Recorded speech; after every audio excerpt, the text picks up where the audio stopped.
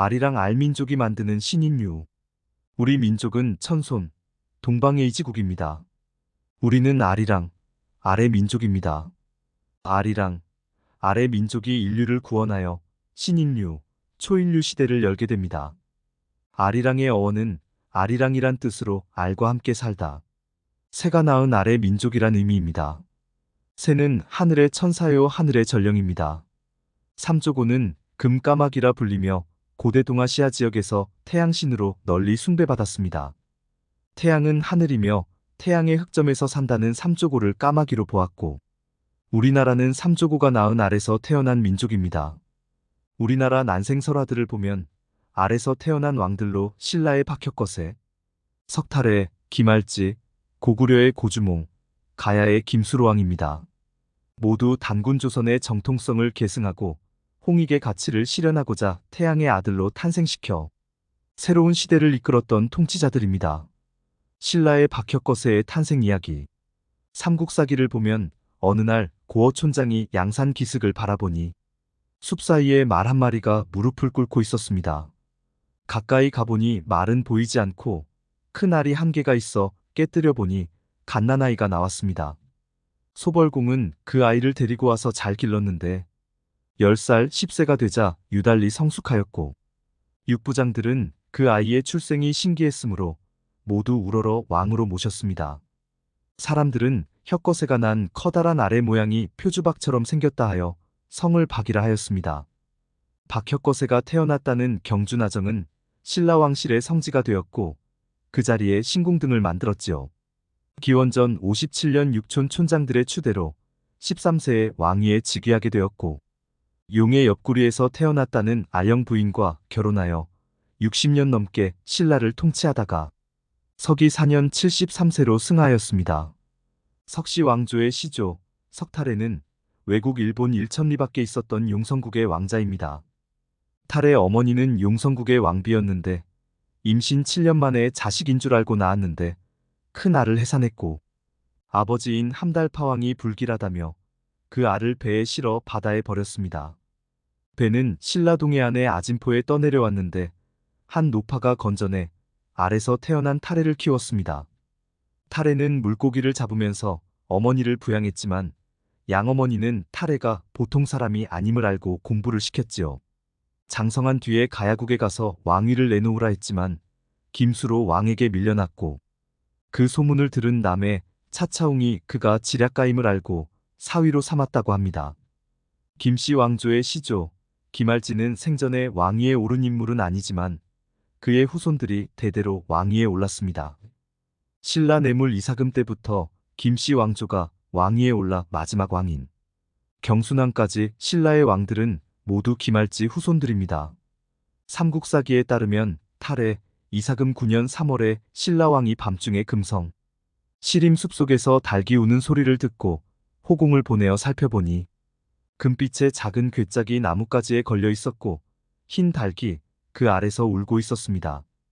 왕이 괴짝을 가져오게 하여 열어보니 조그만한 사내 아이가 그 속에 들어 있었는데 용모가 기이하게 뛰어났습니다. 왕은 기뻐하며 하늘이 나에게 아들을 내려보낸 것이라 하여 거두어 길렀는데 그 이름을 알지라 하였고, 금빛 괴짝에서 나왔다고 하여 성을 김씨라고 불렀으며 처음 발견되었던 지역 시림을 계림이라 이름하고 국호로 삼았습니다. 고구려 시조, 고주몽의 탄생 이야기. 삼국사기를 보면 어느 날 해모수가 유화를 꿰어내어 함께 하룻밤을 지냈으나 그 다음날 혼자 사라져버렸습니다. 유화 부인은 중매도 없이 다른 남자와 잤다는 이유로 하백에게서 쫓겨나 떠돌다가 태백산까지 내려와 동부여의 왕이었던 금화왕을 만나게 되었는데, 유화의 사연을 알게 된 금화가 유화를 궁 안으로 데려와 도움을 주었는데 햇빛이 유화의 몸을 내리쬐는데 유화가 아무리 피하려 해도 햇빛은 계속 유화의 몸을 비추었고, 그 이후 유화는 임신하게 되었는데 괴상하게도 알을 낳았습니다. 금화왕이 알을 돼지에게 주었지만 먹지 않았고 다시 들판에 버렸지만 짐승들이 알을 해치지 않고 보호하였으며 껍질이 단단해서 깨뜨릴 수도 없어 결국 도로 유화에게 돌아왔는데 얼마 후 알에서 아기가 태어났고 그가 바로 고구려 시조 고주몽입니다. 가야의 김수로왕은 구지가와 얽힌 6개의 알과 관련이 있습니다. AD 42년 구지봉에 모인 사람들이 구지가를 부르며 춤을 추자 하늘에서 알 9개가 내려왔고 그 알 중에서 가장 먼저 깨어난 사람이 바로 김수로왕이었습니다.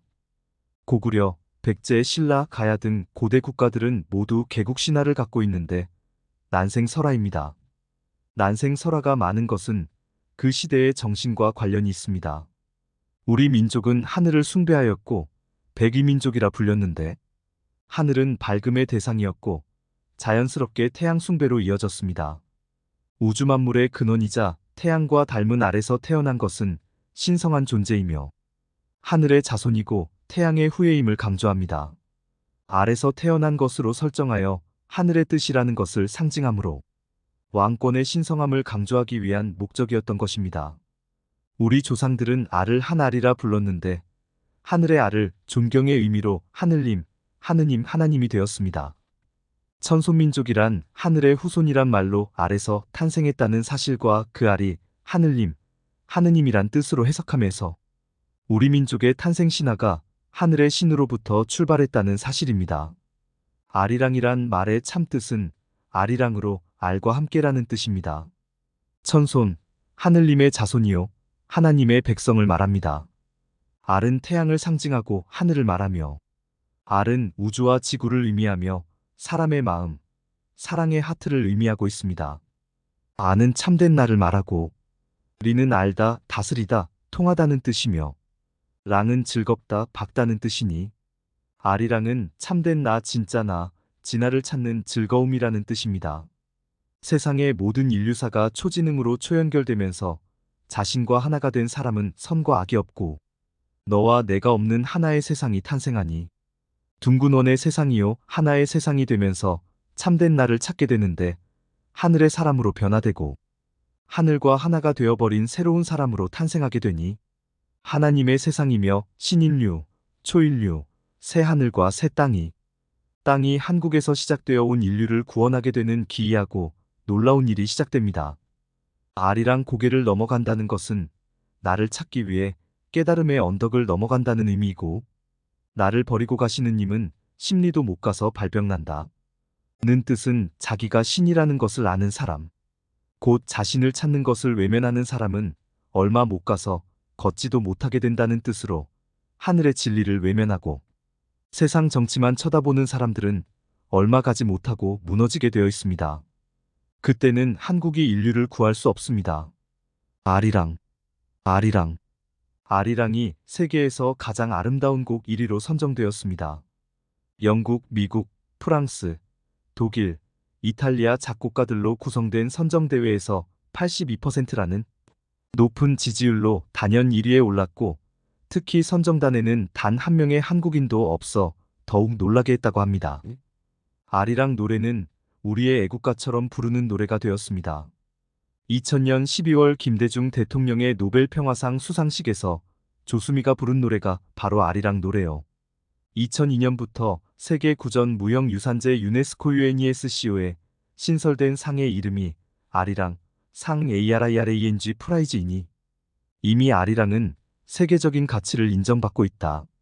1991년 일본에서 개최된 세계 탁구 대회에서 아리랑이 남북 단일팀의 단가가 되어 남북 화합과 협력의 상징으로 자리매김된 후 2000년 시드니 올림픽을 비롯한 각종 국제 스포츠 대회에서 아리랑 노래가 통일 한국의 상징이 되었습니다. 아리랑은 유네스코 UNESCO 세계문화 유산위원회에서 2012년 12월 5일 최종 등재되었습니다.